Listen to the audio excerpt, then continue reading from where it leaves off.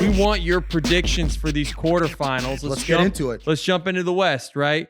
I think this was your 1B team, the Vegas Knights. I'm going with Vegas. The Canucks. Let's not even get into that. I'm going with Vegas. I just got a feeling. I think that they're rolling. I think they're confident. Their top line's going. They got too many people involved. That when, Leonard's playing right now and he looks lights out. Yep. I mean, they got Marc-Andre Fleury who's going to come in, and if he gets the net, he's capable of shutting you down. So I'm going with Vegas. I like their team. Vegas currently has as the number one favorite to win the Stanley Cup. Yeah. The Avalanche versus the Dallas Stars. Look, you called Dallas as your number two. You said, hey, if they get going in the last series, that's what you said. Watch out.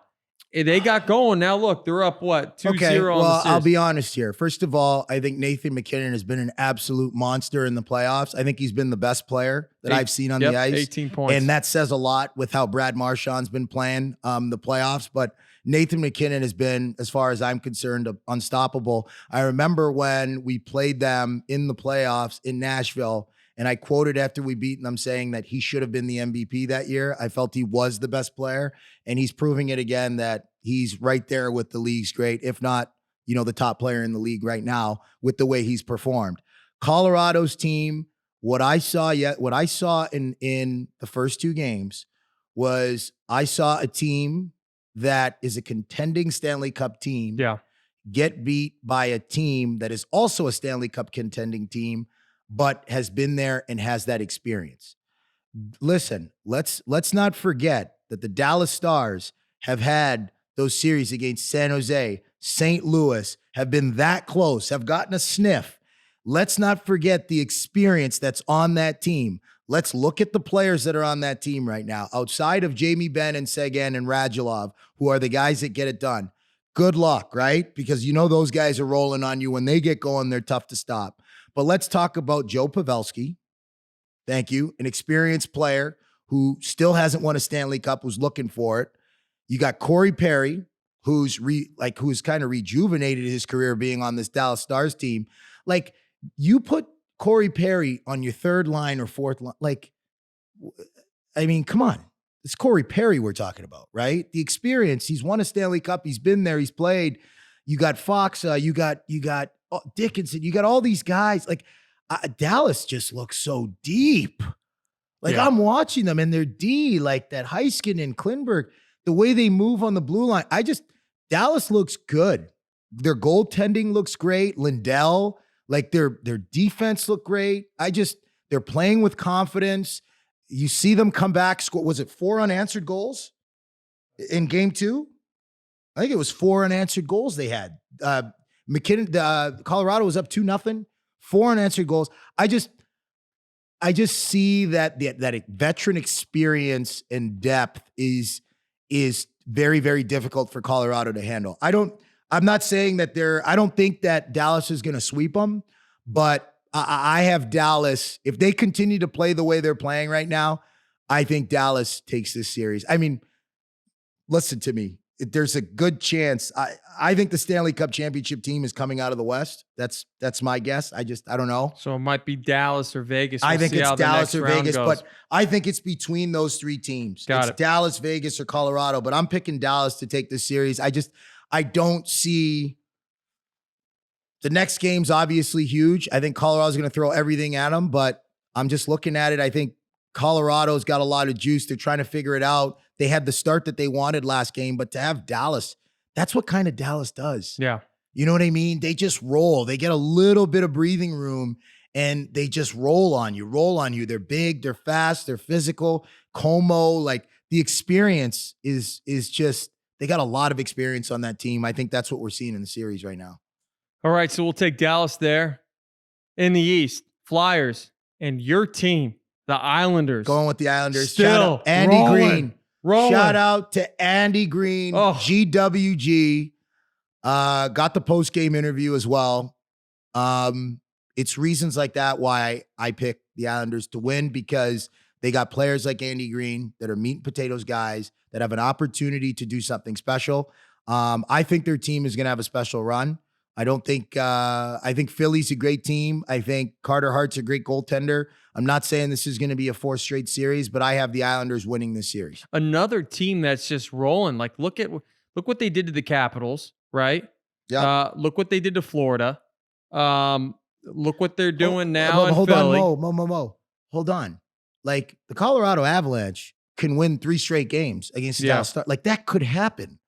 It's now looking at it, I'm making my predictions based on where the series is at now. Okay. If you would have asked me at the start of the series, it's different. But Dallas is up 2-0. It's going to be very difficult for Colorado to come back in the series with the experience that Dallas has. And it's not look, you're in the bubble, right? It's not like, oh, okay, we took care of home field, but now they're coming. That does not exist anymore. You are in the same environment as all through 7 games if you go to 7, right? And listen, the Islanders, as great as a team as they are, they're a team that has to continue to play that way and be accountable to the style that they're playing to have that success.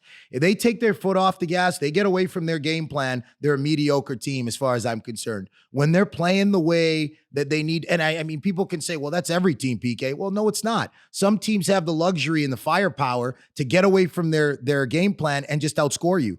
I don't think the Islanders are that team. They don't want to get into trading chances with Philly. That's what Philly would love. You know, I think they have to play their lockdown defensive style. If they play their style of game, they're going to get some opportunities. I think the Islanders are taking that series, no doubt. Locked down. They just completely goosed egged Philly in that first And you could game. see the frustration on guys. You can't get frustrated. That's, Philly wants to get back into this series and really start to dictate it and take over some momentum. They just can't get frustrated. The Islanders system, the way they play is designed to frustrate you. Got it.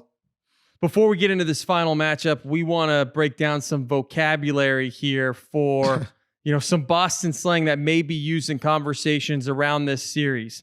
First word you might not have heard before, wicked pissa, as in Pasternak's goal was wicked pissa. Even though it sounds like your friend is insulting you, wicked pissa is the height of compliments in Boston.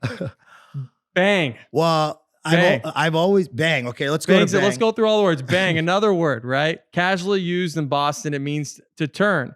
Marchand banged left and went top shelf on I can't pronounce his name right now. It's too good. Vasilevsky. Yeah, Vasilevsky, all right? That's another word. Another word, pala, okay, refers to a parlor in your living room or your house, right? Hey, Cheryl, we watching the Bruins game in the pala. And then finally, Rippa, right? Rippa. It's a huge kegger party, right? Something that you don't want to miss. So we're going to throw a huge Rippa once the Bruins beat Tampa to advance. Let's jump into that. Tampa Bay Lightning versus Boston. Who do you got? Oh, man, this is where it gets a little tough.